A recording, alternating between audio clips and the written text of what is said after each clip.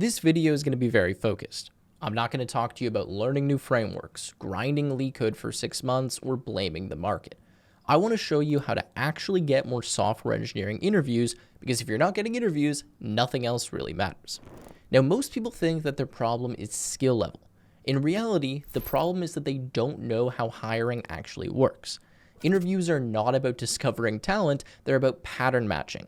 And once you understand that, everything completely changes. So let's start with the most important thing by far, which is positioning and branding. Now, this matters more than anything else that I'm going to talk about. And this is the most important thing and the highest leverage possible activity that you need to spend your time on.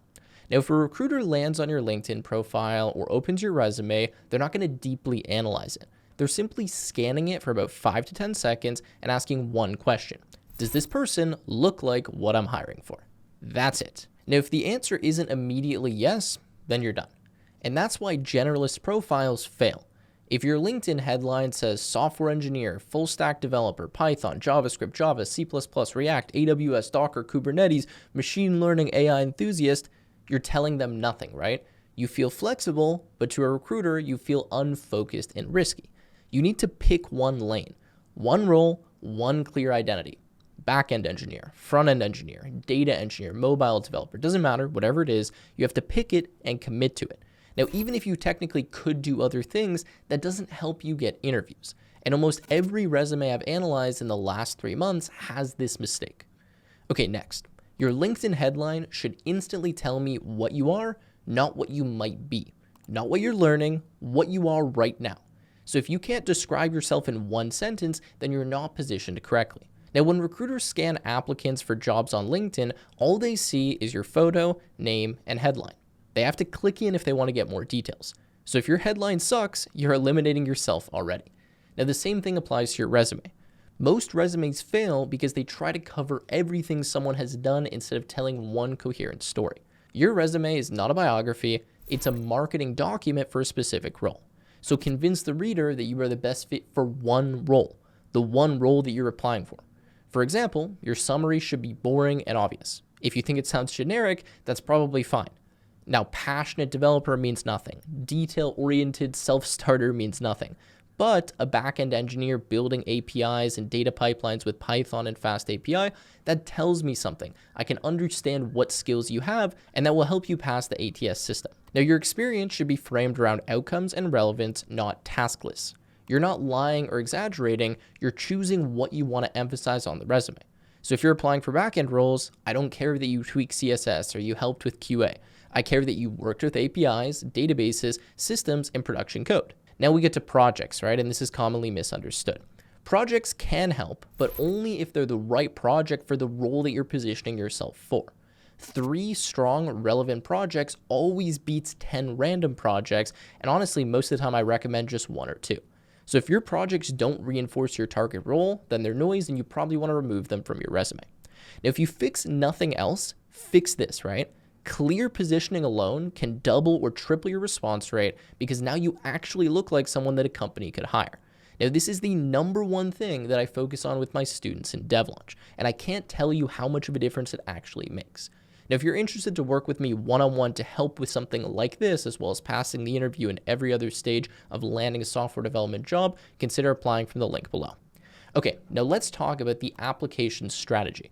Because once we have the positioning done and a good resume and a good LinkedIn, a lot of people completely fail this phase and they either don't have enough volume or they're completely wrong with the type of jobs they're applying to. Now, there's this idea that the solution is just to apply to more jobs, right? People send out hundreds of applications and they hear nothing back. And they assume that they just need to send out hundreds more. Now, that's not a strategy. That's literally just a desperation at scale. Now, the goal is not the maximum volume. The goal is targeted volume. You want to consistently apply to roles where you're a strong match. And you have to use a profile that was designed for that specific role. Now, if you're applying to everything, you're essentially forcing your resume to be generic, which is killing your positioning, right? So instead, you should be applying within one lane.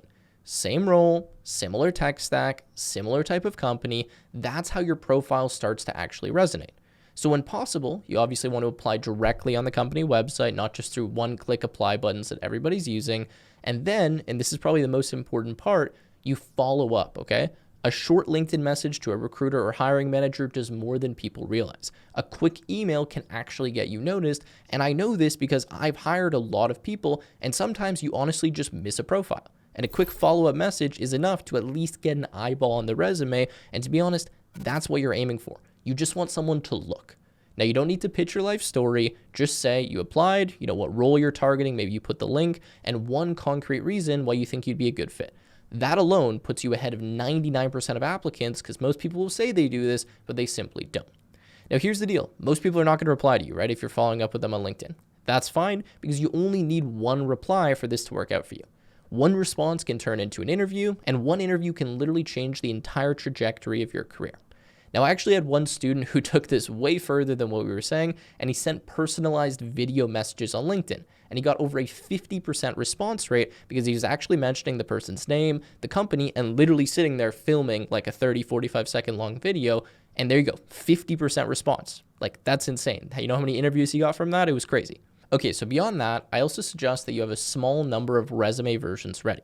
Not 20, just 2 or 3 different versions, and each one aligned to a specific role type. So this way you can swap them based on the job that you're applying to instead of rewriting everything from scratch every single time. This is how you can build a repeatable system instead of just randomly applying and hoping. And the last piece here is scheduling and assessments, right? And this is where a lot of people are quietly losing when it comes to landing interviews. Now, when you get an online assessment or a take-home, speed matters more than a lot of people think. The longer you wait, the worse it feels, anxiety builds up, motivation drops, and suddenly a 2-hour task takes 2 weeks or just never gets done. I know countless people that have received assessments for top tech companies and they just never completed them. So if you get an assessment, you should aim to start it right away. So maybe the next day, a day after that, not because you're rushing, but because momentum is everything in job search and companies can and will move quickly. Now, you also need a basic weekly structure. Applications and outreach on specific days, prep and assessments on specific days. You don't need a perfect schedule, but some kind of consistency and structure is going to keep you focused, especially because this can take a long time and it's really easy to procrastinate. Now, one important thing here is to stop waiting until you feel ready to apply. Just apply right away, prep in parallel, learn the skills that you need, because interviews create urgency and urgency creates focus.